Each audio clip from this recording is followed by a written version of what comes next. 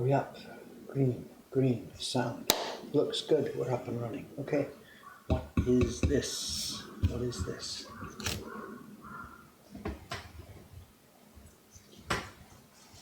Good morning, ladies and gentlemen. Hello, hello, hello. Fresh block. Yes. New carving today. The octopus is being pushed aside yet again for another job that's taken priority. That's the way life works around here. And this is a block with a real problem.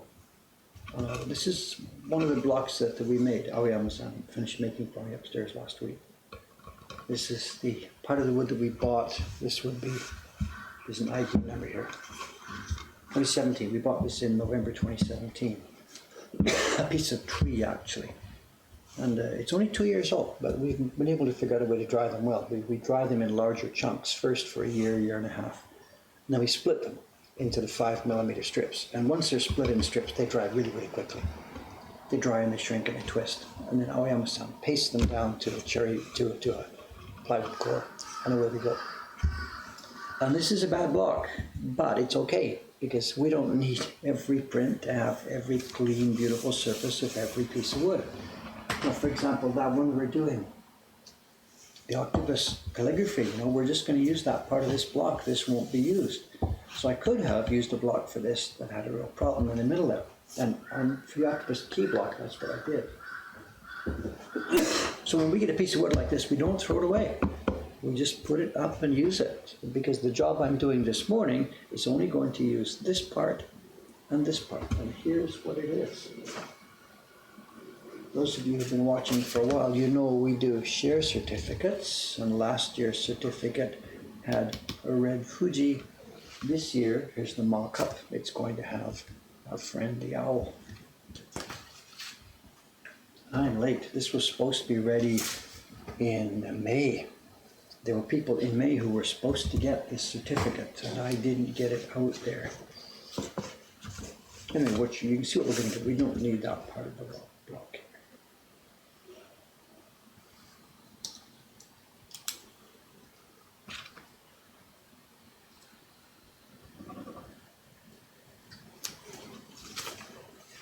So we're going to use one color. It'll be one color this way around, but it'll be printed up here again later on, another color that way around, and then we're going to use the back side for two more colors. They're far enough away that they don't interfere with each other. Paper is out, yes. Paper's only one printer is here today. Kawai-san's off. He's off Wednesday, Thursday. Ishikawa-san's finished one job. She won't start a new job till Friday. Sugu-san is here. She's printing the July edition of the Journeys in Japan prints. And her paper batch is out.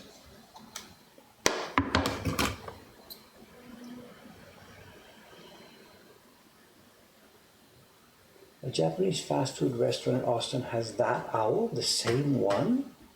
Have they been looking at our website? You mean they bought our print, you mean? Yeah, the original was a little bigger than ours, and it has some lettering. If you can find the original, if you go to ukiyo-e.org and type in the words Hiroshige and owl, and you'll find the original there. It's part of a very cheap series of prints that were made.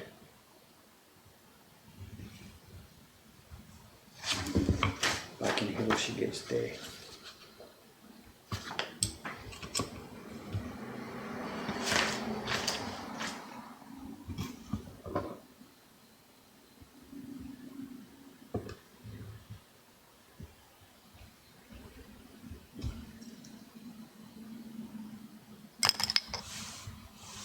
Okay, am I allowed to make a bang? We've got headphones on. I'm going to tap this chisel in here. So if you're new here, there will be a short, sharp noise here. If you're an ASMR fan here, you're going to be in trouble because I'm going to make a tapping noise with a chisel.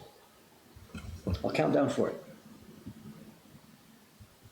Sharp noise coming in 3, 2, 1. Thank you. That's it. That's all.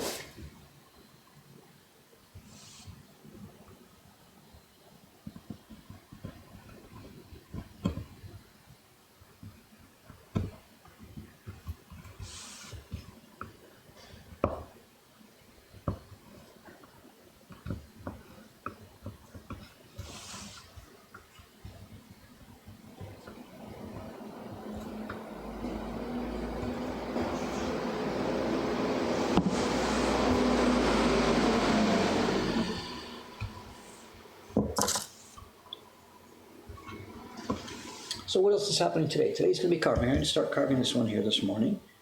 This is Wednesday. Cameron will be along in his usual time. There's no garbage pickup today. Highlights of these days. I have a short show and tell. Nothing really spectacular, but something a little bit interesting.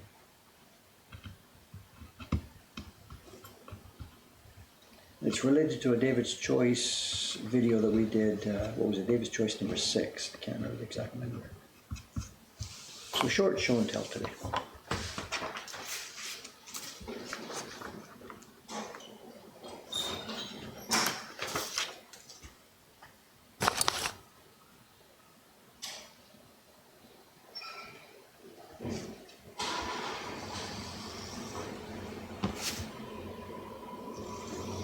Not sure what someone's asking. Paper size is determined first.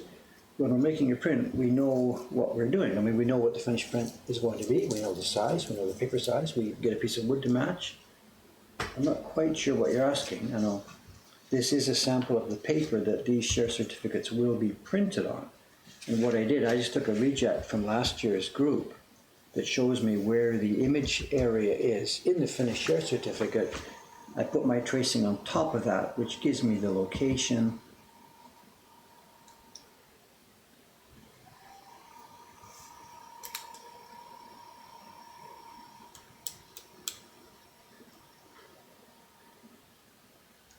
And I'm just going to paste it down and start carving.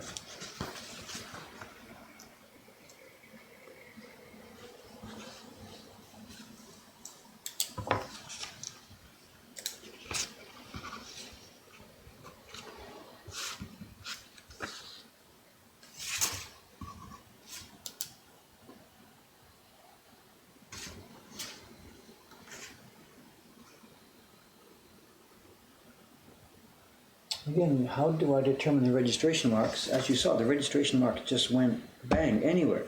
Once they're in place, the paper is then going to go inside them. So they're the registration marks that are deciding where things are going to go. I had to check the block. I couldn't put the registration mark for this one here because that would have put my image on the bad piece of wood.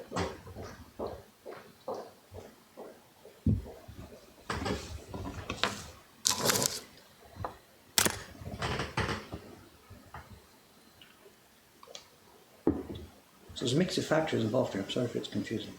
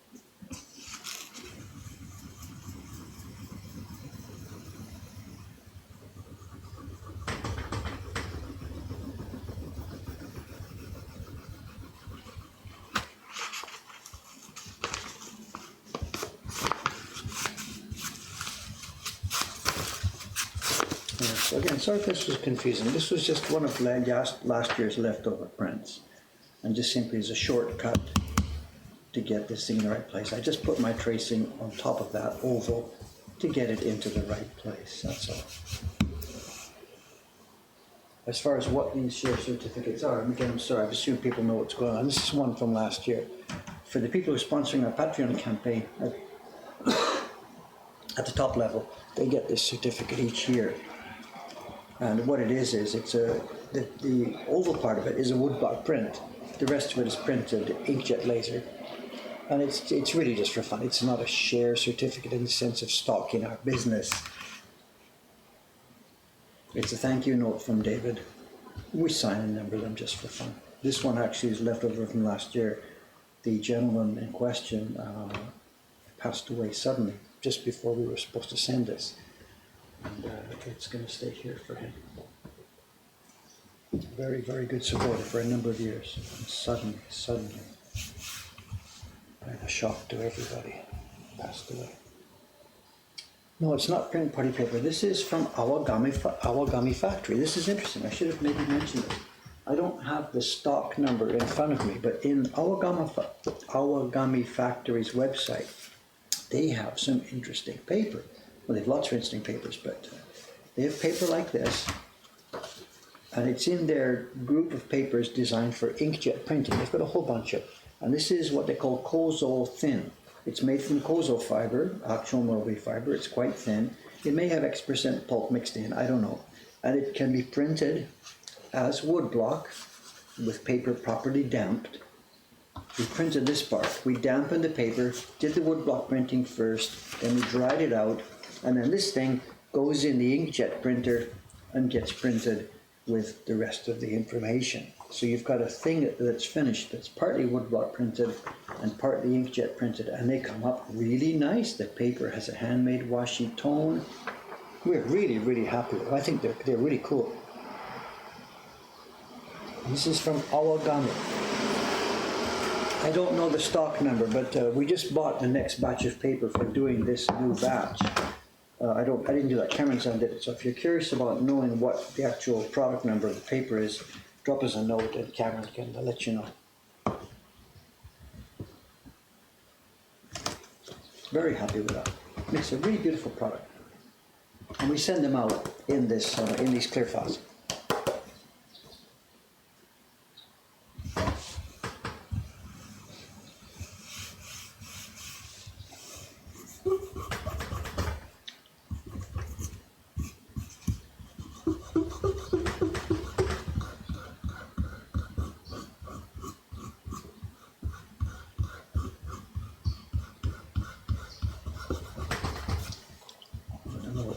It's a scrap of something I had left over from somewhere.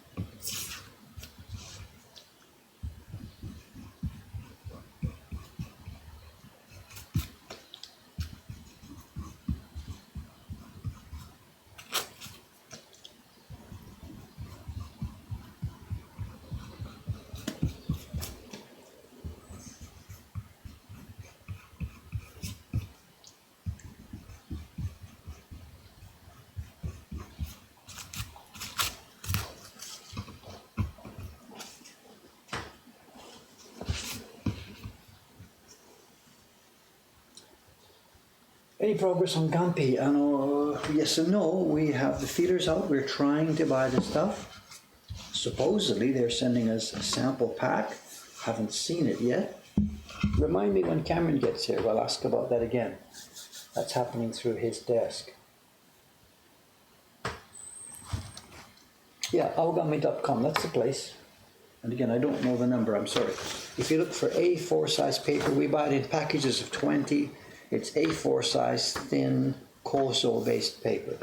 And they have different colors. They have natural color, white color. You should be able to find it there, I think.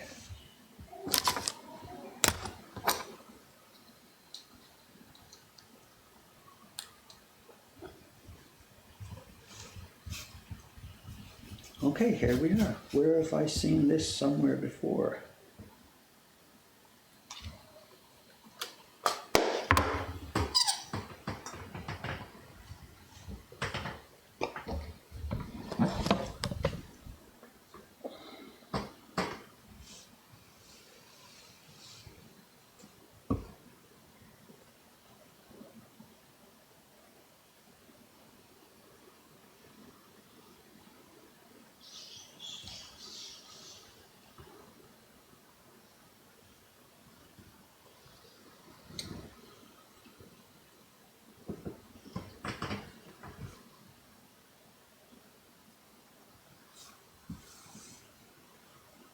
I've seen this somewhere before. Anyway, let's do it.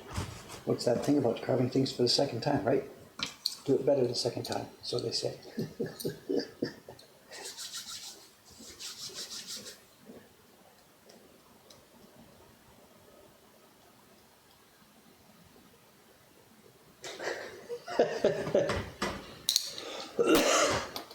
The peel, it's junk Gampi. I'm not wasting my nice Gampi on this. It's a piece left over from, I don't even know what it is. And I didn't glue it down around the edges. So when I tried to peel it up, it came off the block. 1 out of 10, go for it, I don't care. All right, let's get going. So here's my work for the next couple of days here. The octopus can wait. That's the motto of our business. The octopus can wait.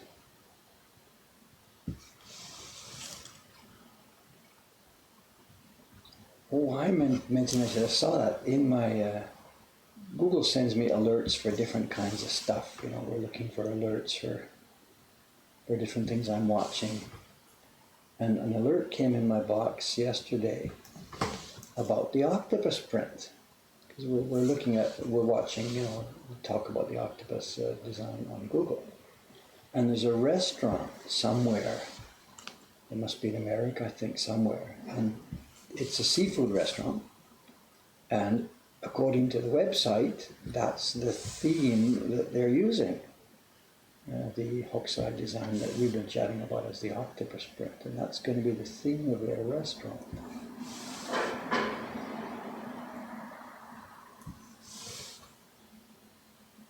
It's not fair to tease you, so now that I found it, I forgot to see if I can send the link. Hang on a second. Just a second here.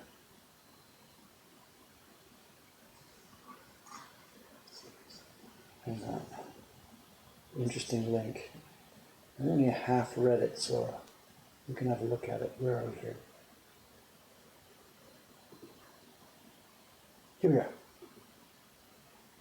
Let me pop this in. You guys can have a look at this while we're carving here. And if I understand it correctly, here, it's in Atlanta, I think, somewhere. Have a look at that. Warning, not safe for work, the link.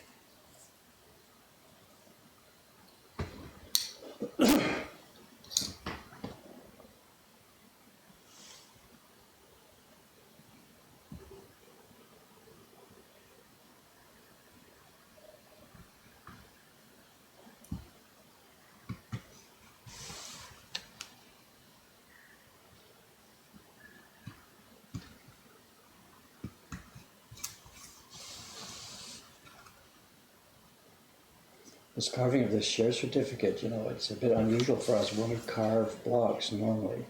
We only want to invest our time and trouble in blocks that are going to be used for hundreds and hundreds of thousands of times. Like anything you carve, the new prints in this Neko Hake series, you know, we expect, of course, to be making many hundreds of the prints over years. This share certificate print, it's only been printed a couple of dozen times, and that's it, it's gone. The one we did last year, the Red Fuji, of course, it's finished. We only did it for the few dozen people who supported the Patreon that year at that level, and it's gone. So for me, this is one viewpoint on this. It's a total waste of time. I'm just going to carve this, and it'll be printed only a couple of dozen times.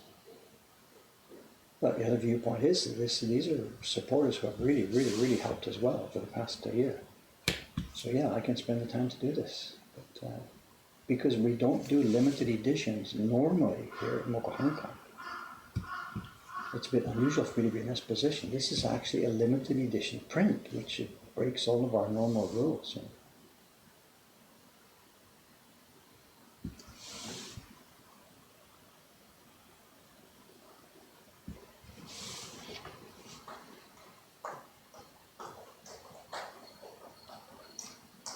And it's actually, if you don't have this coming to you, it's already too late to get it, because this print will be going to people who supported the Patreon during 2018 and 19 at the share certificate level. And that's history now. So you were either part of that group or you weren't.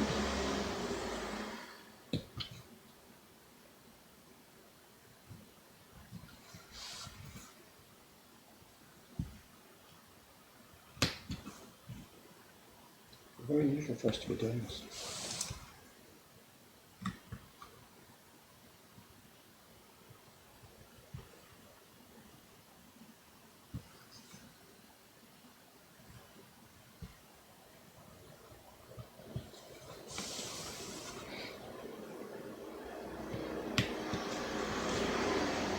It's actually not my first ever limited edition print, back when the Baron Group was in its early days. They were doing exchanges, they're still doing exchanges, I guess. I think they're up to number 80 something now.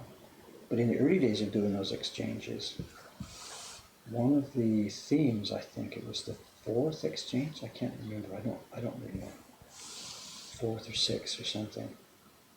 I think the theme was self-portrait, and because I was the leader of the group, I had to participate in those things.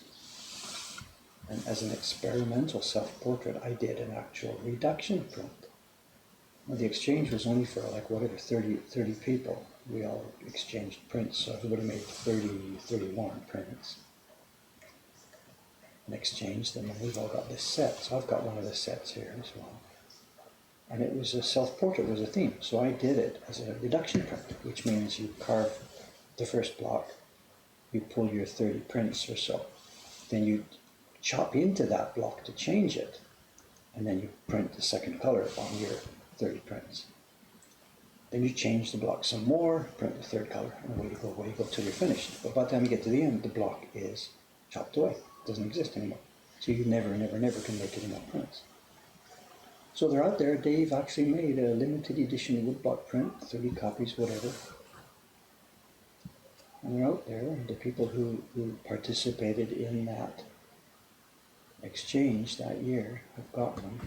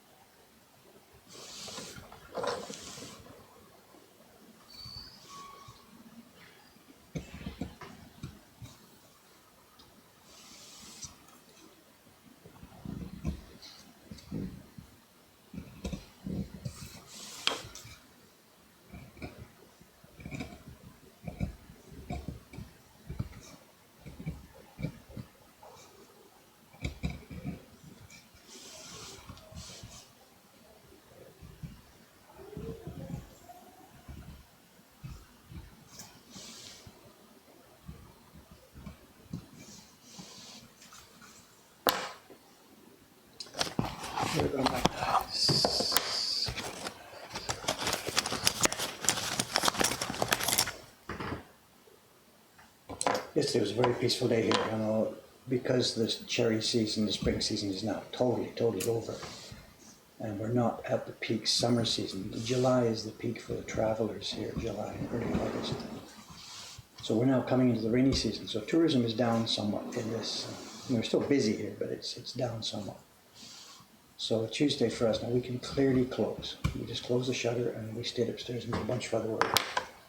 We were planning for the cat series, doing different jobs. I did a bunch of sizing. I did like 2 weeks worth of sizing all in one day. Very quiet day yesterday. But we went out for lunch together. The bunch of us was me, Cameron, and Aoyama-san. He took a break from block making. Because it's a closing day, we have a chance to get out of here. So we went out, and I had heard about a new restaurant that had opened up.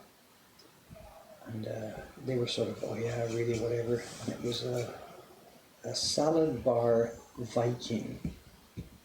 Now, if you know the expression here in Japan, what for me as a child, a restaurant used to be called a smorgasbord, that Scandinavian word. Here in Japan it's called a Viking, and it means a buffet type stuff. You know, they've got dishes and trays and you help yourself. Sometimes it's all you can eat, sometimes it's one pass, but whatever, it's a buffet. So it was a salad bar buffet, and the guys were not really too excited about this. You know, I'm okay with just a salad for lunch, but they wanted something more substantial. Anyway, we get there, we go in. I'm the boss, I decide where to go. So we get there, we go in. And I've misread the menu, the little sign outside. What it is you select one item from the a la carte menu, your main dish, and you have free grazing rights on the salad bar. So they were really happy. So they ordered whatever it was. You know, I ordered karaage fried chicken, and they got some kind of fish or whatever. So we had a main dish plus free grazing on the salad bar. Very, very nice. And it was really, really tasty. It was a Japanese taste salad bar. It wasn't just a bunch of lettuce chopped thrown in a bowl. Ask Cameron when he gets here. Ask him how he enjoyed his lunch yesterday. You'll see. It was really, really nice.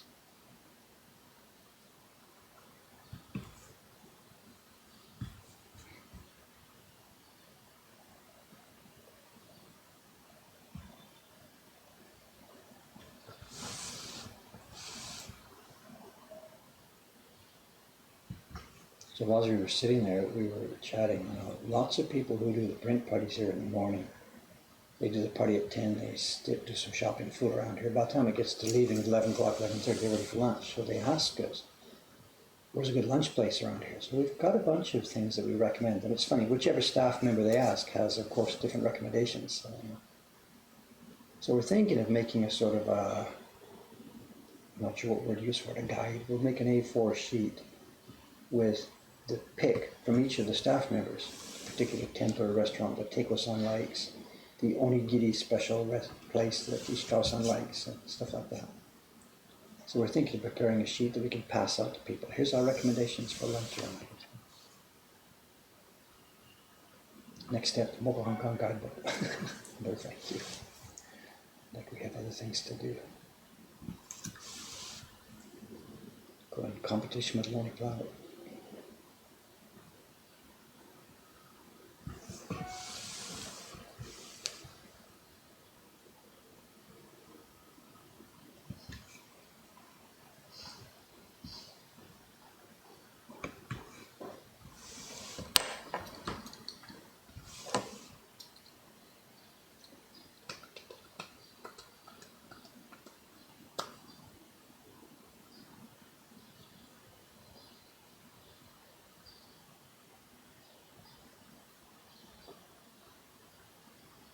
Actually, I think Cameron was going to Instagram that place, I think. I believe he was going to Instagram it. So stand by, you know. He doesn't want to, you know, what's the word? He doesn't want to spam our Instagram account with too much stuff. But how many cat submissions? 8 tonight. Let me look for my top secret page here. Hang on a sec.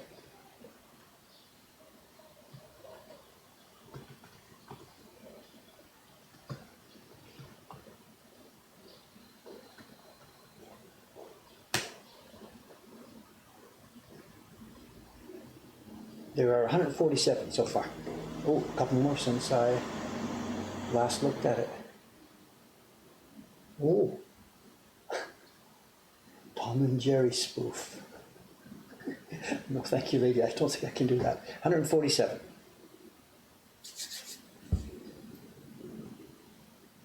Yeah, Baron Mark. That would be cool. The thing is, that's not how we would do it. I mean, why would we bother putting a restaurant there that only had one Baron? You know, we're not going to talk about it. If we don't like it, we don't like it. So we're not, we wouldn't do it that way.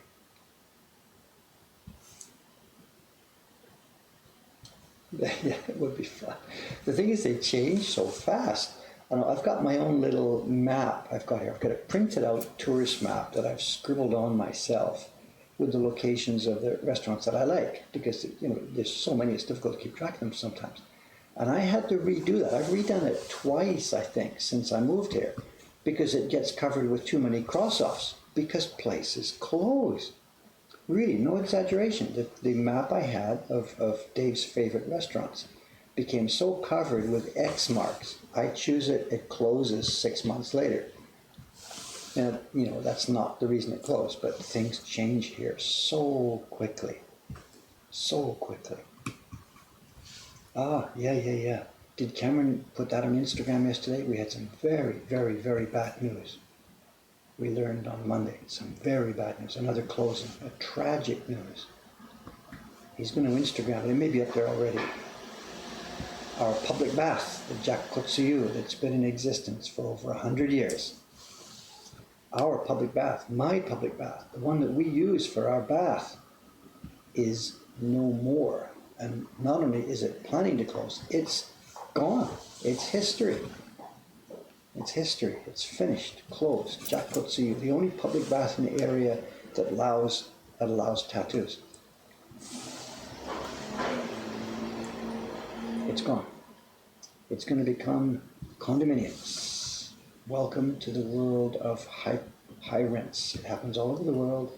An area gets popular, land prices go up, rents go up, out you go, and a more higher value use of the land comes into place.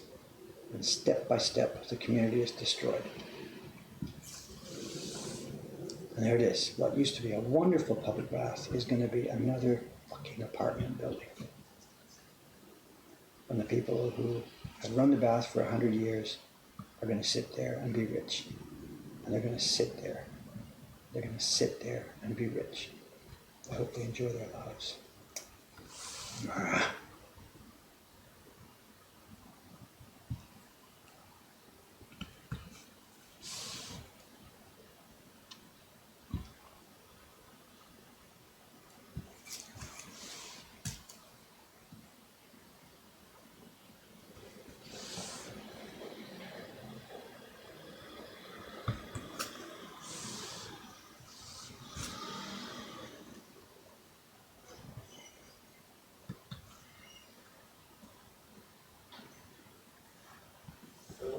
Oh, already? Already? What's going on? Get up early this morning? Yeah, I just woke up. The sun woke me up. The sun? I haven't seen the sun. S-U-N. Ah! Horrible monster that wakes up too early in the sky. Oh no, wow, that's sad. That sucks. Man, that Okay, sucks. well, Cameron see you arrived. It's been fun. Okay, can you guess it? Why would they be making such a comment? What was I talking about? Something about yesterday. This is tragic. Jakotsu. Jakotsu. Did you post about it or not yet? No. Okay, I tipped you. Okay, well, it's okay. It's only the streamers here that learned this. So.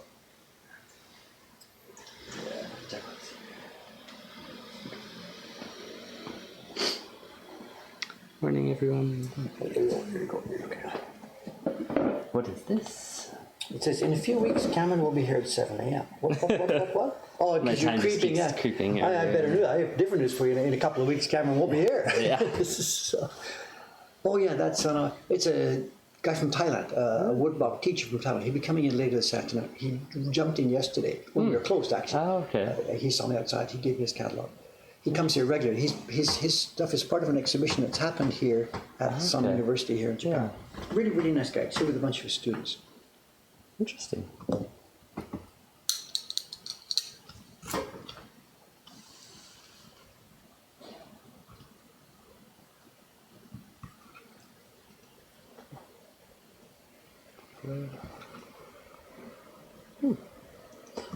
So he's from Thailand. He's a professor in Thailand. He's here visiting at the moment. And he's quite into the international academic world of printmaking stuff as far as his time in universities. Yeah. Gaidai and whatever. And I think there's, where is it? Somewhere in down south. Yeah. They were having an exhibition. Okinawa or something. Oh, wow. Okay. A university there. And his team was invited to participate, and that's the catalogue. And they've got some nice prints. Yeah. It's modern stuff. Yeah, Okinawa Prefectural University of Arts. Yeah. Cool. Looks like they had participants from all over. There's Aichiken, all over Kyushu. And his group from Thailand. And then Thailand, yeah. And Bosnia and Herzegovina. Is there a link there to a web something at the very beginning of that? Is there a web page link for the exhibition or something so we can include these guys in on it? I knew nothing about this at all until he gave me the catalogue yesterday. I don't see any what's link, the but they name call of it this? the Okinawa- this one was 2013. They called it Prints and Words International Exchange Exhibition, and the Japanese name is basically the same. 2013, he told me it was happening now. They just came back from it right now. Yeah. Well, this is a catalogue This of a one's previous one. catalogue. Ah, Soka. Yeah.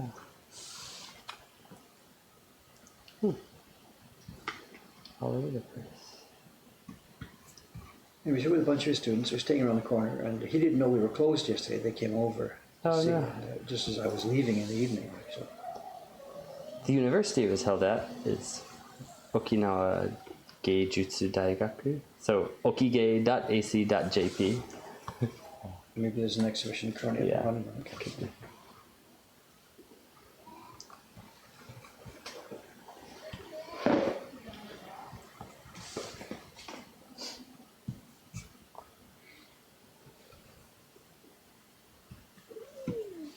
Was that my stomach or yours? I think that one was me. I can't tell. Thank you, Turbo Nerd 88. It's the Bosnia hyphen, a name I couldn't say, gave me a pronunciation. It's Herzegovina. Herzegovina, maybe.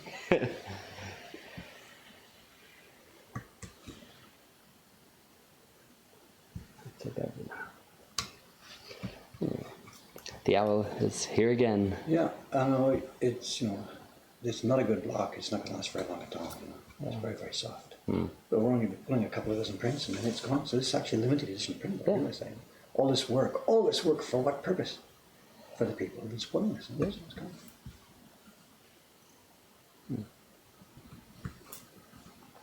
Very nice. And Karen said she saw a restaurant in Austin which has this owl on the wall. She said something. I didn't see the response to it. I don't know if they bought our print and put it on the wall, or if it's something else. Interesting.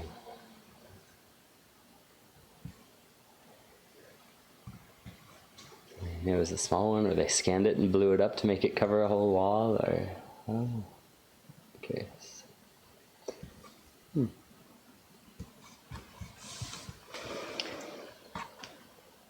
Well, it's a peaceful day yesterday, eh? Lots Yeah. of stuff. I got lots of stuff done. I don't know about you. I got a Yeah. ton of sizing done. Relaxed quite a bit. We had a nice lunch.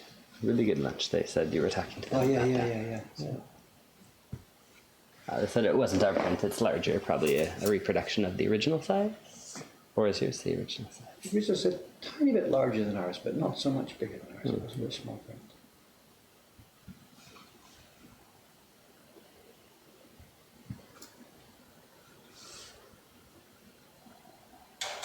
That really was a nice lunch yesterday. I keep going Yeah. back. I'm sorry. Just the taste, just different. than we It was usually good, get. yeah. It's a salad bar, but every single one of those dishes wasn't just it wasn't a bunch of lettuce, a bunch of this, a bunch of that, a bunch of tomatoes. Each Yeah. one was a prepared dish. Yeah. Each one of the things on the salad bar was an actual prepared thing with different Yeah. ingredients and cooked and stuff. Yeah. Really, really, man, the work that must have gone into making that. Yeah. It was good. I wonder if she's single. Oops.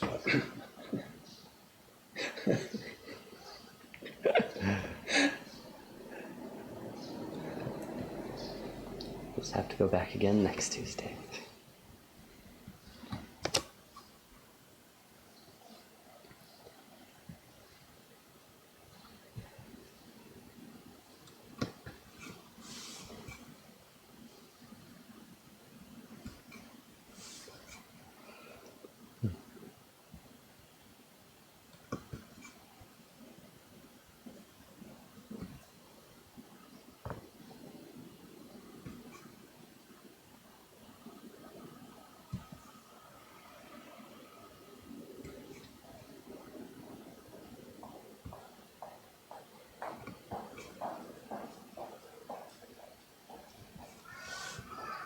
Did you already answer the how many cat submissions are there right now? I went to check when I saw it. I don't know if it's the Okay. same question, but just before you came in, it was 140 something or 147. Wow. Okay. I know we decided not to display the ideas, but did you end up adding a count for each of the categories so people can see No, the division, not- or is that something you want to do or No, not? remind me about that. Okay. Yes. All right. Just, yeah, so people can see how many there are. Okay, good idea. And there are some more really similar Yeah. submissions. Like these people must have been talking to each other. It's exactly the same concept drawn in the same way. Right. I think we now have 4 cat jumping off the table with a chicken thigh, or with a chicken leg, as descending geese. That's funny. So there's no way we can show these in public. There's no way. Yeah. The accusations of plagiarism are going to come thick and fast. Yeah.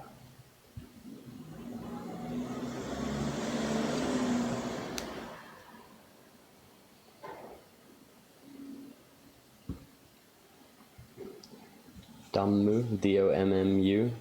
I don't know if I'm saying that right, but ask where do initial illustrations or designs come from? I think generally not the cat one. I said the carvers, and usually actually no, the carver and the designer and the printer and the publisher are all completely different people. In the traditional way, of Yeah. course, the carver is just another workman in the process. Nothing to do with design at all. Yeah. In the traditional system, and in our workshops, I think the carvers are quote just unquote just carvers. Yeah.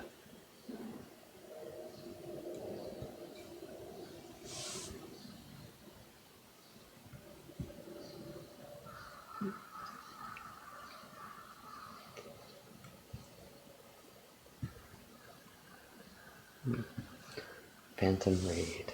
At what point in your life did you think of yourself as a professional in the printmaking industry? That's an interesting question, which I can't answer it as a single point, but it was something. How can I? There's a book about that, but I can't even. I was struggling. The first few prints I made, there was no help. I was trying to do my own. It was just, oh my God, I'm struggling, and I knew I was struggling. Came to Japan to learn more about it. Still no advice, still no help, just because that's not the way the traditional world works, so I was still struggling. Testing, making prints. At some point I started even selling them, even though I know, look, these are not all that great, but whatever they are honestly posed as what they are, I know I'm not anywhere near good in the sense of the way I want to be good. But the 100 Poets series lifted off and went going, even though I knew these are not great, and I was still struggling. That kept going all through the Poets series still. Sometimes, oh, hey, that one's not bad. There's something nice about that. The carving got a bit better. But if you'd asked me, Davidson, I said, no, look at the old ones. My God, look at mine. Look at the old, look at my God. So in my own mind, I was, not nowhere near. Yeah. And that continued on and on and on. And if at random points during all those years you would have asked me, I'd have said, oh, Jesus, don't, let's not talk about that. Just, whatever, I'm still no good. The easy, quick answer to that is that we're still in that same situation. But that's actually not true, because when I now look back at the prints I made, the ones just after the Poet series, the Cinnamon Robins, the Chrysanthemums print, the Scroll, this and that, some of the ones in the Mystique series, it's These are holy good. crap, that is so good. I can't believe it. Yeah. But when it happened, I don't know. It's your kid's growing taller. You don't, oh my God, your kid is an adult. You realize it's now that tall. But there was no specific day when you decided you are no longer a child. Yeah, I guess whatever. I guess the long story short, but yes, there's no specific time. The semi-sarcastic answer is no, I'm still no good compared to the old guys. But the real answer is I've done some fabulous work. But I can't. The question was when, no. May 12th, Yeah, 1997. That's not the way any of these things work, obviously. There's no, today you have graduated, put your cap and gown on, and you are now a master craftsman, so I'm laughing as I say this, but it's a long, slow process of gradual improvement. And that's the only possible answer to this, Yeah. You said graduated at the same time Corden Gami's message came in and said, at the 101st poet, Dave graduated. I guess right after the next sprint after, I don't know. And these days, of course, now I'm slipping. I'm slipping way back because I don't work this much anymore. I don't do much real carving, just on these streams. I don't do any printing. I don't even have any printing tools anymore. They've been dispersed among the craftsmen here. So I no longer think of myself now as a professional printmaking craftsman. I'm more of emeritus craftsman, is that the right word to use? Emeritus. Who is using his resources and experience and, well, resources, money, time, all that stuff, to build this institution, organization, whatever word you want to use. It's that Reddit thread. Did you see that the other day? Somebody took the Neko Hake or something. Oh, and yeah. posted it on Reddit in the wrong place. It went into the artisan videos. Yeah. And predictably, within a few seconds, somebody posted, it doesn't belong here, blah, blah. But what he also said was, did you see it? I forget the exact. Yeah, you showed me yesterday. Here, this guy again. He always talks about stuff, but we never actually see him doing anything. Whatever, blah, blah, blah, blah, blah. And then predictably, a bunch of people, did jump in to defend me and, say there are videos out there of this guy actually carving. Yeah. But it seems that that's the way it's going now. There are people out there who think, oh, here's this guy again. He just talks about this. He doesn't know how to do it. And fair enough, that's the stage of my life that I'm moving into. But today we're doing it. Look, I'm Doing it right now. Are you going to use the same block for 2 different impressions on this print? I'm going to With all see this piece of wood space? for 4. 4. All right. 1, 2, 3, 4. It's all going to go in one piece of wood. Nice. And the thing doesn't matter because we're just Right. moving around. But this is so soft. I don't think we can get more than a few dozen before it just decays.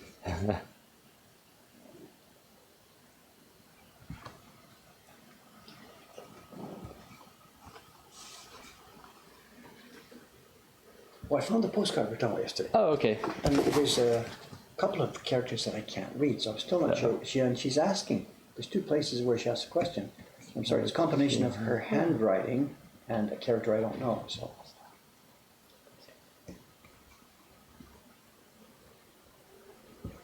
Thanks for the flowers, blah, blah, blah, of course.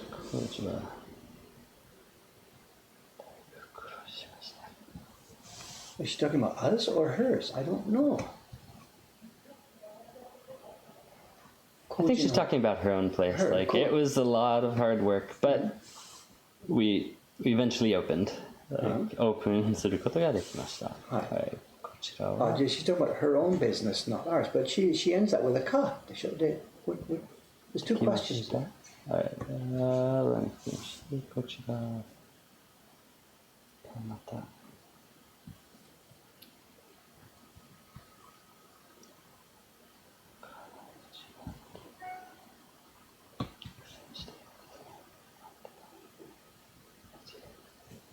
So maybe just Aisatsu after getting flowers going.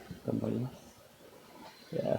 So over in this area, we don't have near as many customers as Asakusa does. So it's going to be a lot of hard work, but なんとか続けていけるよう頑張ります。So yeah, just somehow we'll keep pushing on. Yeah, okay.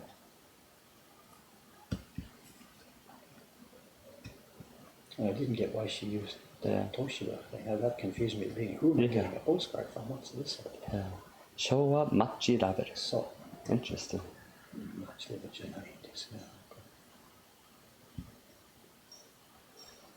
Definitely not a woodblock printed match tape. Yeah, okay. I don't think Yes, I think, just Aisatsu. Thanks again for the flowers, and we'll be okay.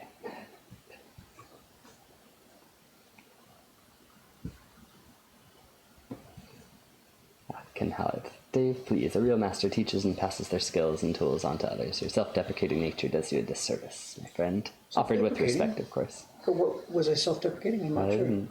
No. What was it describing? Whatever. Yeah. Some may argue that the master is he who taught the man who teaches. Well, the Reddit comment, the guy just talks. Okay, whatever, yeah. Well, I wasn't too worried about that because he just hasn't seen enough of what we do, so that's fine. That comment is based in simply lack of knowledge about our work, so so I'm not worried about the particular comment. Yeah. And I'm getting over the fact that I don't make too many prints anymore. I recognize that I did a lot of good work, built a nice thing, and the best use of my time now, really honestly, is rather than sitting at my own bench, really is to try and talk about it more. And if some people think it's only talk, then that's too bad. So I wasn't trying to be too down on myself there. Just to, there's a part of it's sadness because I did enjoy that so much. I do enjoy it so much. Yeah.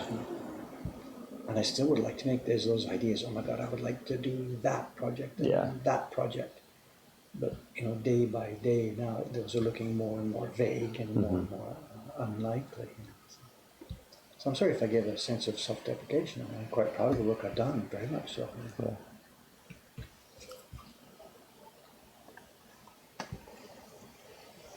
Someone asks, is this a print shop in Tokyo? Yes, they're in Yanaka. Well, it's not a print shop, it's a sort of little antiques shop. Okay. So I thought they also had print. they've got a few. Right? They've got a Okay, few, but it's not exclusively it's a print antiques. shop. It's little bits of old furniture and some clothing and some prints and some this and that, knickknacks. It's sort of semi-antique knickknacks. Okay.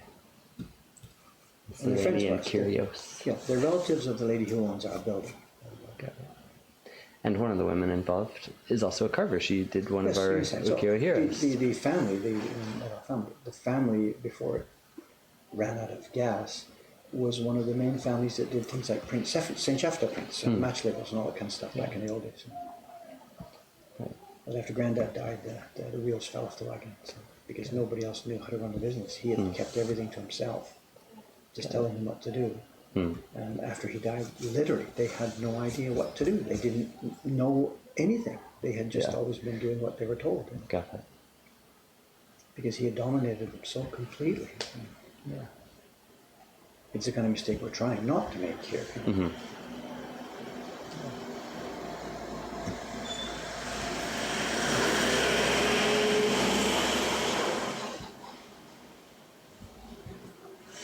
Uber Power asks to us, other than family, is there something you miss most since moving to Japan? We've been here so long that most of your things are here in No, there Japan, are. It's right? funny because when Evelyn was there last Wednesday, she stayed after work a little bit. We were talking about, she was doing her critique of the pages for the cat thing before we opened it up. Yep.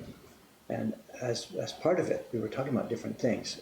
She was criticizing what I had done with the page, and I was sort of accepting criticism, but also fighting back a little bit. Yeah. I didn't want to shut down criticism by saying, "No, it's more like I should." And if you do that, the employees will no longer criticize you. Yeah. So I had to accept her criticism, but also I wanted to speak back to her and argue my side of the point. Yeah. That's okay. She's German. She's not Japanese. So we got this, and we actually hammered at it quite a while. She's behind the counter, out in front, walking back and forth, and it turned out 15, 20, 25 minutes away. It gets to be 7 o'clock. The phone rings. Her husband. He's like, "Are you okay? What's going on?" She's, "Oh, I'm sorry. I was just, talking to Dave." Blah, blah, blah. Carried away. Out she goes. And just before she left, though, and I am answering the question, before she left, I said, "Hey, thanks very much for the talk and feedback and stuff like that. I very much enjoy this." And I then said, that's one of the things I most miss being here in Japan for 30 years. Because before I came, on any given week, 2, 3, 4, 5 days a week, our friends would be in our house eating dinner, and we'd be drinking wine and arguing till 4 o'clock in the morning, or not always till 4 o'clock, but Right. or I'd be in somebody else's house, or we'd be in a bar, and we'd be having great conversations about life, the universe, and everything, whatever, something trivial or something, whatever, And since coming to Japan, that has totally, absolutely, completely disparate my life. That sort of thing is not part of Japanese society. Got it. One, people don't come to your home on a casual basis. Even the best friend you've ever had for life has never actually been in your house, because they don't do that. And the Japanese language doesn't allow, the language and culture doesn't allow it. Cameron, no way, it's got to be like this. And you say, "No, look, I've got experience." You know what I mean? Yeah. You can be strong with each other. Yeah. In Japan, that's it. You will never speak to us again because, oh my God, he shouted at me, or he hates me, or stuff like that. But English or Western languages allow you to do this, and enjoy it, and not feel that, oh my God, I'm useless because he got a better idea than me. You know what I'm getting at? I think so, yeah. I mean, that's not so much your personality, but you see my point. Culture allows vigorous discussion. Not hostile, but vigorous argument. I mean, the word argument doesn't just mean argument as in just throwing plates. Argument means putting up point. No, putting up, the word has two different meanings. Yeah. And the Japanese only see argument as throwing plates. He's arguing with me. He doesn't like me. He's hostile. I can't go there again. Yeah. Anyway, long story short, yes, I miss that. And I got this with Evelyn the other day. And I said to her, that's one of the things I really miss miss about this? And it's funny, just as she was leaving, Yeah. I said, oh, by the way, like, yeah, you know, like if you guys, whatever, her husband sometimes comes and picks her up. Right. So if you're, you know, whatever, there's just two of you, if you want to go for dinner or something, one of these days, you know, just sure. And she says, what? Why? And I was just stunned by the fact she said, why? Like, didn't we just talk about the fact that, and I guess, she didn't actually enjoy that discussion anywhere near as much as I did. And then she'd have click, bang, gone. So, what I had thought was an enjoyable session of, you know, she, I guess, didn't, whatever. Didn't enjoy so much. Whatever, I don't know. I don't know. Or German way of thinking perhaps is a bit different than mine. I don't know. So, anyway, I'm sorry. 10-minute answer to a quick question. Yeah. I miss casual, argumentative discussion time with friends. Very much so. Solving problems of life, you know, I mean, whatever. Isn't that something everybody does all the time over there? You know, I don't know. A little bit of beer, a little bit of wine sometimes, but that's not an essential. Yeah. Dr. Drill and Phil says, that's really interesting to hear because in the creative media, movies and stuff, people seem to be debating all the time. But, you can express opinions. yeah. I mean, the things he's mentioning there, this guy makes a documentary movie to put his opinion out there. It's there. You can say something. A general rule, I'm thinking as I speak here, the general rules, you have to be careful what other people think, what you say. You cannot put something forward that makes it look like you are being hostile or critical to somebody else. And this is why these face-to-face discussions don't happen. Yeah. Because expressing your own opinion too strongly implies hostility towards their opinion. And in our society, I don't think that's always the case. Your idea is pretty good, but I think there's a different idea. Look, let me tell you about it. Yeah. So Japanese do think. They do have ideas. Of course, they're normal human beings. They make wonderful, creative things all over the place. They're normal human beings. But this specific interaction when 2 or 3 people sit in a group, the rules about how you interact with each other are very, very, very, very, very different from the ones I know. So I'm not sure if I said something that makes it sound like Japanese people have no ideas. That's not what I meant to say at all. Yeah. I'm sorry. But the cultural rules for the casual expression of those ideas are such that I miss that particular part of my life.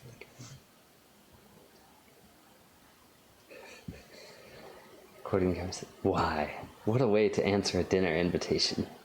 Germans. Because he lives in Germany, I think. So probably had lots of experiences with that kind of different communication styles, even among European. So after she left, I was thinking, I guess I just don't get it. It wasn't really an expression of hostility, but it's not what I would have said in that time and place. Yeah. So,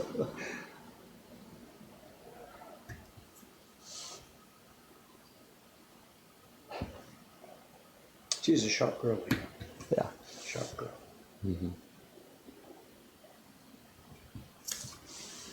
And they know what to do. They have their plan, their life plan, their goals. They're reworking out those two. Yeah. So,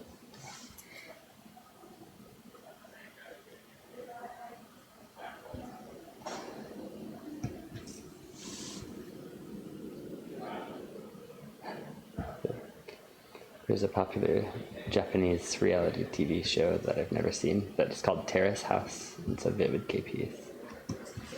Maybe you can compare the American reality TV shows to the Terrace House one. I wonder if that would be interesting. Do people interact completely differently in them? I've never seen either one. It's not something I normally am interested in. But experience, I'm sorry. yeah.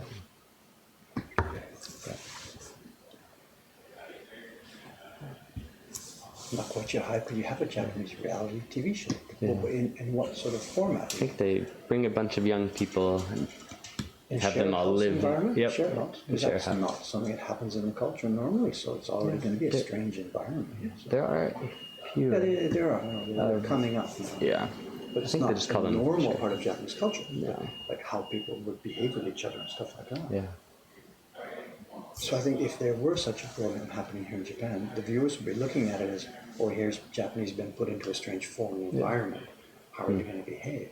Yeah. So it wouldn't be looked on as a native Japanese reality situation. I think. I'm grasping that. Terrace House is supposedly very wholesome. Interesting. Whereas the American ones, I think, are known for being pretty much Oh, raunchy? just raunchy trash.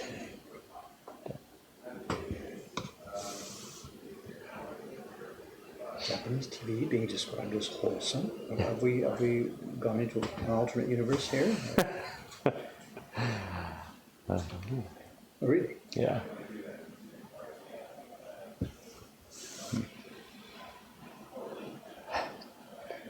I'm planning a trip to Japan next year. Is there still a lot of beautiful countryside, or is it diminishing? The other way, No, the way around. it's getting bigger. God, People my are moving God, away, my so God. the countryside's growing. In a way, there's It's really fewer interesting people. what's Yeah. happening. There's so much of it now that's been, quote, abandoned, unquote. It's reverting to, it's like that exclusionary zone around Chernobyl. We read Yeah. about this, that there's coming back to Just- life because human beings don't touch it. That's Yep. 90% of Japan. No, I don't mean the radioactive thing. That was Right. perhaps a bad analogy to use, but But people are moving out, and so the plants and animals are moving back in. it's a huge experiment taking place. It's wonderful. Yeah.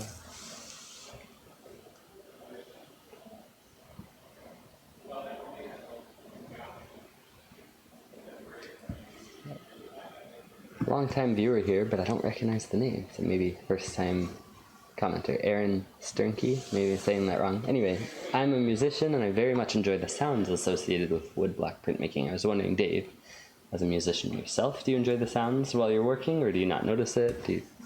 I very much do. I know, again, these days I don't sit and work in a quiet environment. So speaking contemporary has nothing to do with my life. But if you go over to the woodblock.com website and look around on the index page for the part of the website that's called diversions. It's woodblock.com. It might be woodblock.com/diversions. I'm not quite sure. In there are a number of soundscapes. And what I did one day, this is 15 years ago or so, working in my Ome workshop. My work carving bench in Ome is in a bay window that I built with windows that open on the left and right with the river in front of me. Yeah. And what I did, I took this Zoom recorder that's listening to us today, and I mounted it over my head. I opened the two windows to pick up the sound of the river. I hit record, and I went to work for about an hour. Yeah. And that's on the website as a soundscape, along with a page with pictures that show what is that little ding sound. It's my little pigment applicator dinging back into the cup. Yeah. So I did an intro to the soundscape for 5 minutes, explaining what each of those little sounds, the sound of that brush, the sound of the applicator, the sound of this, the sound of the plastic package being opened. I introduced all the sounds first and then said, okay guys, there's your soundscape, put your headphones on, go for it. So there's a photograph of the working environment, and you could sit there if you want, and you could, I mean, ASMR people, if they ever discover this, oh my God. And then go nuts. And then what I got really lucky with, and I hadn't planned on, I'm in this thing about 15 minutes, keeping quiet, no music is playing, just enjoying myself, the sounds. And I hear out in the river, coming from the far left, choo, choo, choo, choo, choo, the kingfisher flying in. And he flew past, you can hear him in the left window, the right window. This is stereo mic Right. going, he flies down. Yeah. I didn't say that. I said, oh, there's the kingfisher. I just kept quiet. And It was hard. X seconds later, back he comes. And he spent like 15 minutes going back and forth, pausing back and forth, back and forth. And then after about 30 or 35 minutes of it, we hear in the distance the city chime that tells kids to go home. Bing, Yeah. gong, gong, gong, Yeah. gong, gong, gong, gong. And then, so when I edited this thing, whatever, I rolled the audio down. There it is. So there's a 30, 35, I forget, 40-minute soundscape. Anyway, these answers always, whatever. Yes. Yeah. Next question. Yes. Has somebody found it? Yep. Here you have the soundscape. Diversions. They've got it. There's a few more. I went on the trains. I did that thing with the binaural microphone. Yeah. You know, I went on the train. Whatever.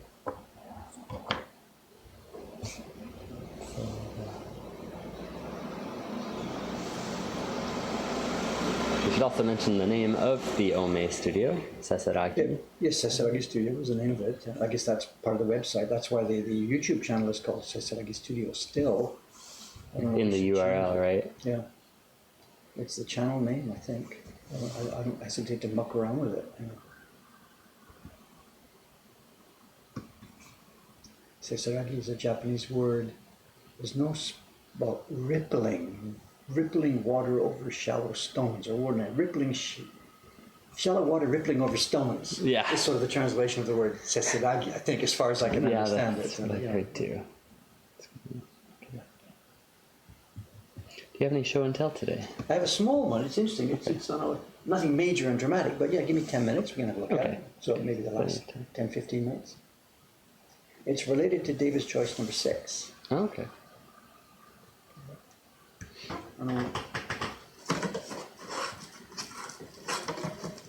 Okay. Package of those. Is that being said, maybe? Yeah, I think so. I haven't opened it, so I can't give a chapter Oh, this and is verse on what's different from the ones that were drying upstairs. Yes, yes. Okay. Yes. The same stuff, same, Right. same, just different packages.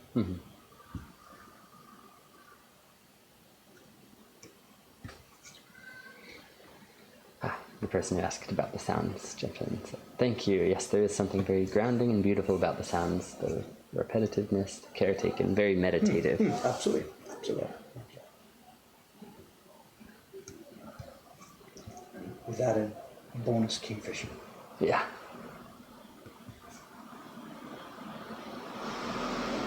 I was really happy with that one. After the recording was finished, I thought, wow, you luckily caught a really good one there. So I took the trouble to make that page and with the photographs explaining what it is that makes that particular ding, what it is that makes that particular scratching sound. Wow, that was just over 10 years ago. 2009, May 13th. Somewhere in there. Yeah. I think I was making the Solitudes prints. Okay. I think one was doing spring. I remember actually, I was printing the spring print in my Solitudes. We were just talking about you. I mean, good morning. Good morning. Yeah.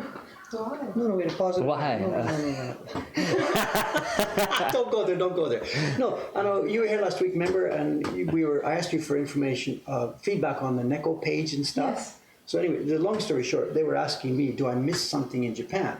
I just mentioned that same episode, that 1 week ago I had a chance to have an interesting conversation with one of our employees who was willing to give me strong ideas and I'm pushing back. And I was just saying that's one thing that I'm missing in my life in Japan these days. So simply, the question came up at the same time. I had an easy answer right there. So, is it that hot out there today? No, it's just not my kind of weather. Okay. It's too hot for me after above 25 degrees. It's still early in the morning though. Yeah. Yeah, it's going to be a warm one, I think.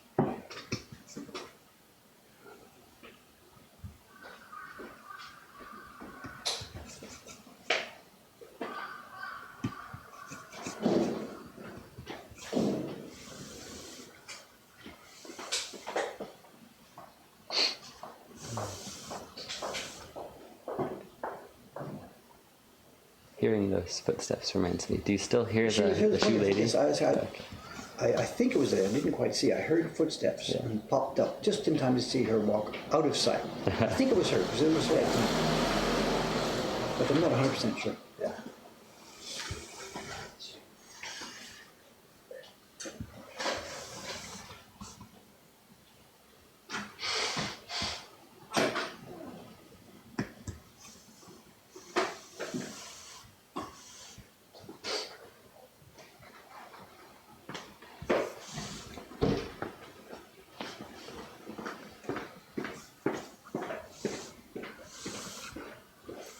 Coming along, you can see if I were just doing this with nothing else to do, that hour wouldn't be finished this morning, but it would be maybe a day. Get through this thing, and it's zone by zone by zone by zone by zone, away she goes. So a day's work, maybe. I don't know how long it's actually taking in real life because of the, it's a little tiny bit bigger than the one over there. Oh, it's bigger than the It's 100. slightly bigger. Okay. Although not that I would invent it. But you're doing the same number of impressions, same colors, everything. Identical? No, I'm going to do, there's going to be no leaves and no moon because it doesn't fit. So it's just going to be the owl On a branch. on blue, the owl on a branch with a blue background. Okay. There's no leaves, no moon. There's no room for that. So it's just the touch, just the idea. Got it. David KP just asked the same question. We beat you to it. What's that? Will the owl for the certificate have the same color scheme? So, no, just answered that. Well, yeah, it's probably going to be a blue background, the same. The black key lines, blue background, and I'll probably use the same tints or something for the owl. But there won't be a moon and there won't be any leaves. This will be gone. So there's no room for the moon. So. That's the current thinking.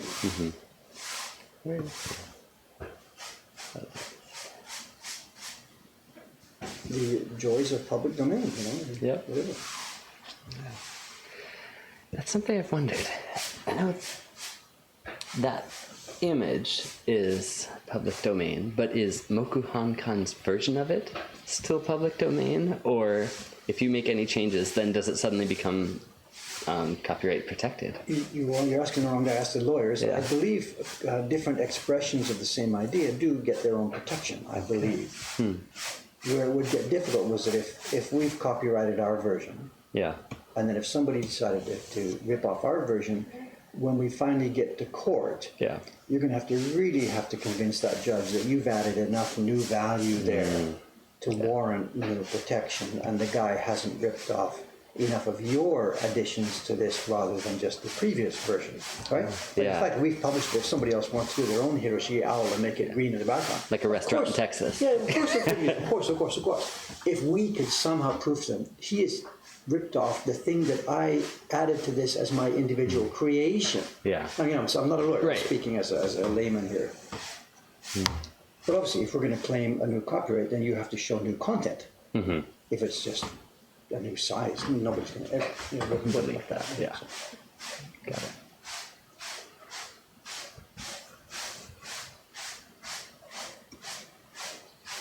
We're not making any claim to this at all. No.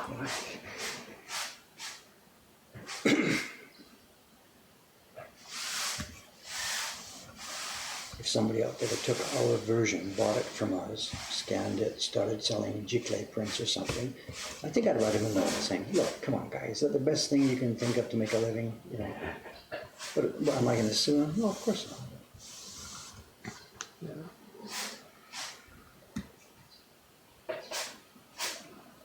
It's interesting too, the Ukiyo Heroes, that's not my IP, it's Jed's IP. Right. But over the years, we've had very few, as far as I know, there's been very few instances of like Chinese factories ramping up production to make Yeah. those things and spreading them all over the world and stuff like that. I don't think we've seen basically any of that sort of thing. Got it. I think for a couple of reasons, Jed makes them available to anybody and everybody at a very low, reasonable price. There's no financial incentive for other people to try and To do knockoffs. And the woodblock part of it sort of can't be knocked off. I mean, go for it, get going, practice Yeah. printing and carving, away you go. Good luck. Good luck. So.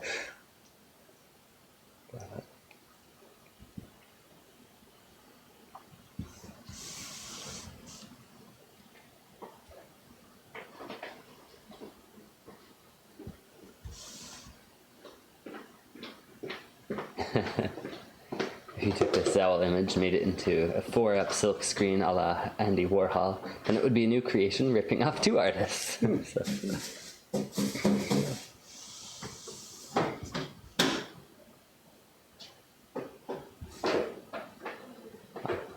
one of the people who's new to us, who drew this drawing for the print you're doing now? You said it's Hiroshige, right? Hiroshige. If you want to see the original, go to ukiyo.org. It's ukiyo-e.org, O-R-G. Type in the keywords Hiroshige and owl. And a bunch of different prints will come up because he did a bunch of owls, but Yeah. among them will be This one. this one.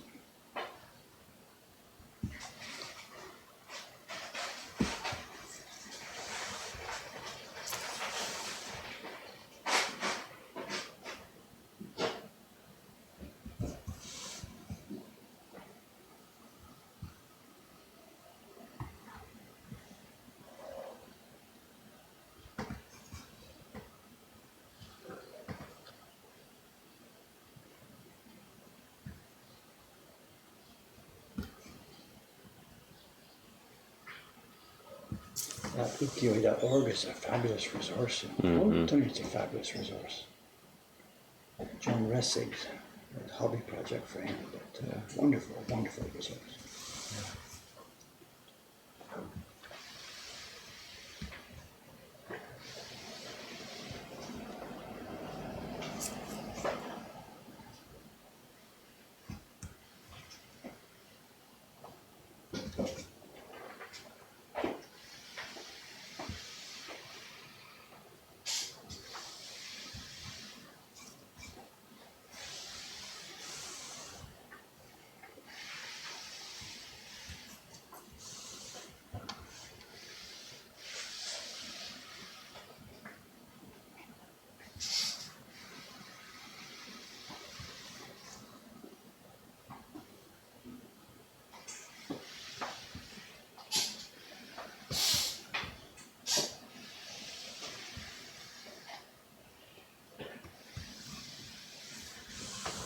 sad.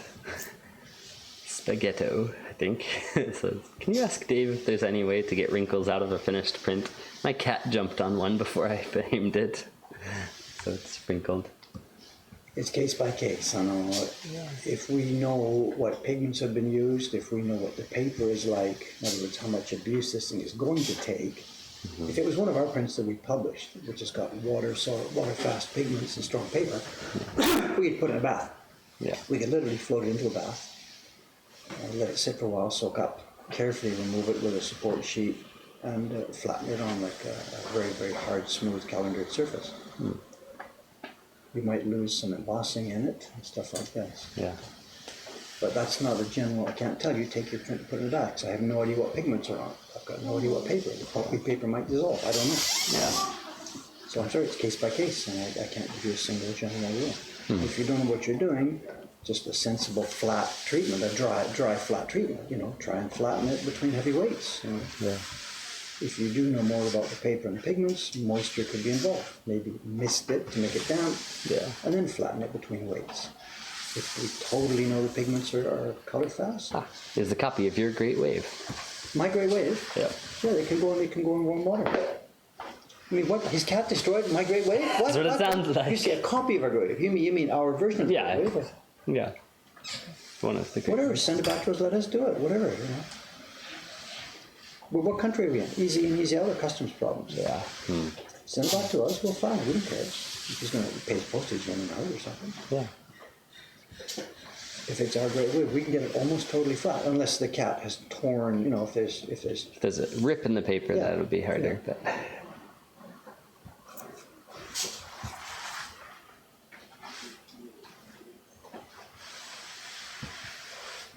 that's one tough sheet of paper. It'll take a lot of abuse.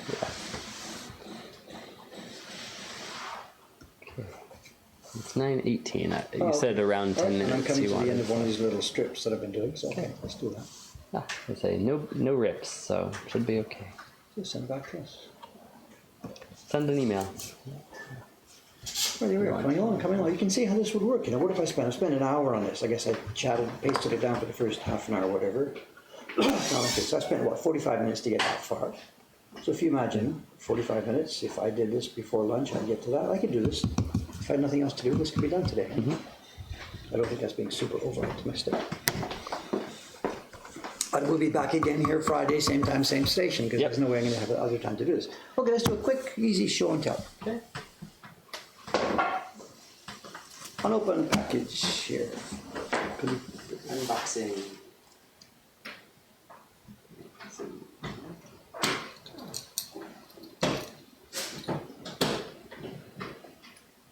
Shrink that down a bit, can we?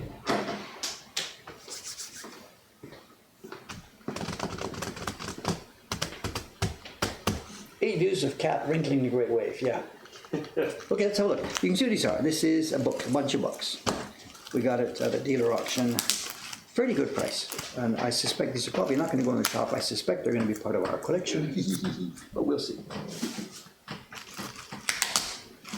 And we're looking at something about 1850s/1860s.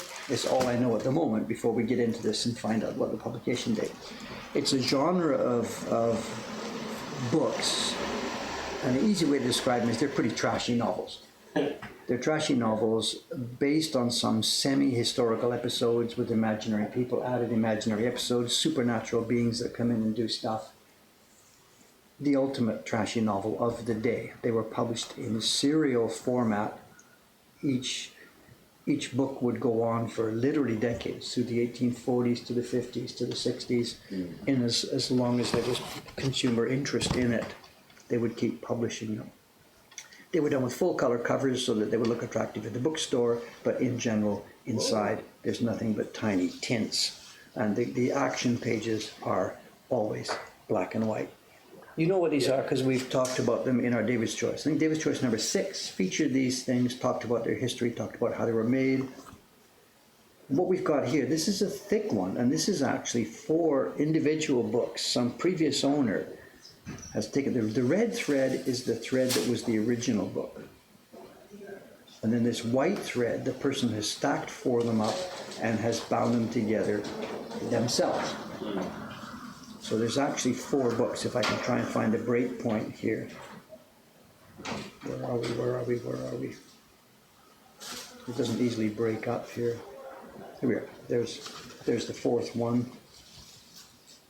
The 3rd one will be somewhere around. There's the 4th one, 3rd one. You can see what they have. They've just stacked 4 of them up on top of each other and bound them together for convenience. And what it will be, it's of a specific volume. This is the book 1. Good morning, Audrey-san. Top. And they're Joel Gay, whatever. Yeah. A and B, A and B first half. So this is book 1, the first half, book 2, the second half, here it is. And then this is book 2, the first half, and book 2, the second half. And what it looks like, we've got part 3, 1 and 2, and part 4, 1 and 2. Hey, this is a thing, Cameron. It's not a random bunch of books. And the worms have had their day at it. The worms have had their day. And this is quite sharp printing. This would have been a fairly early on version. The printing is sharp and clear and clean. This is the preface to the 4th book we've got here. And are we getting a sidelight? Can we see this is done with Nuno Maizuri? It's fabric printing. Do you see? Is it? Oh, too far. Back up. Back up. There you go. You can see this is paper, but it's in imitation of fabric. I think we saw that on the front cover as well. Yes, they've done it. Look at this. It's got embossing and a fabric pattern. This is cool. They've taken some expense to do this. And there is Shomen Zuri on the. Look at this. Can we get that? I don't know. Oh, you hold still while I try and find the angle here. The black. There it is. Not quite. Somewhere there's an angle here. I can find this. The black is going to go. There it is. The black is Shomen Zuri. It's shiny.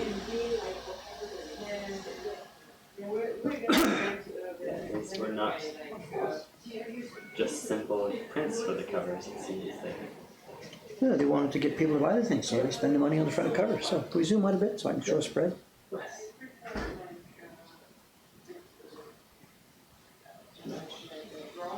And here's a typical inside page. And again, I don't want to say the whole story. It's in David's Choice video number 6, how they were made. Illustrations and text are all carved on wood and printed, and it's extremely thin paper. I mean, extremely. What we do here, here's a leaf that turns over. This is page, I can't see the gutter, whatever, it's page 3, this goes to page 4. This is, are we seeing it? This is the single sheet of paper that was a woodblock print. So one woodblock print, there it is, it's sheet number 5. That's the number 5. One woodblock print had the left half of this and the right half of that. And after the print was made, it was folded in half, they were stacked up, and then bound with thread at the gutter. So every time you see a picture here, the right-hand side and left-hand side were carved and printed on different woodblocks. Perhaps even by different people. Yeah, the same workshop, but whatever, Mr. A, Mr. B, they're all doing it because this thing, publication schedule would have been tight, it would have been a crew. Anytime we see a printer's, a carver's name, we know we're not talking about an individual, we're talking about a workshop. And then can we find this, how did we talk about this? Let me try and find a typical page here. The flow of the text, we investigated this quite thoroughly in the David's Choice video that we did. Can we try and find this? Let's see if this page works. I'll get close to it. Or stay zoomed out for a minute. Okay, and then we'll zoom in. They're reading right to left. They get to this page. They start. It even says Suzuki continued. Go in on that or no?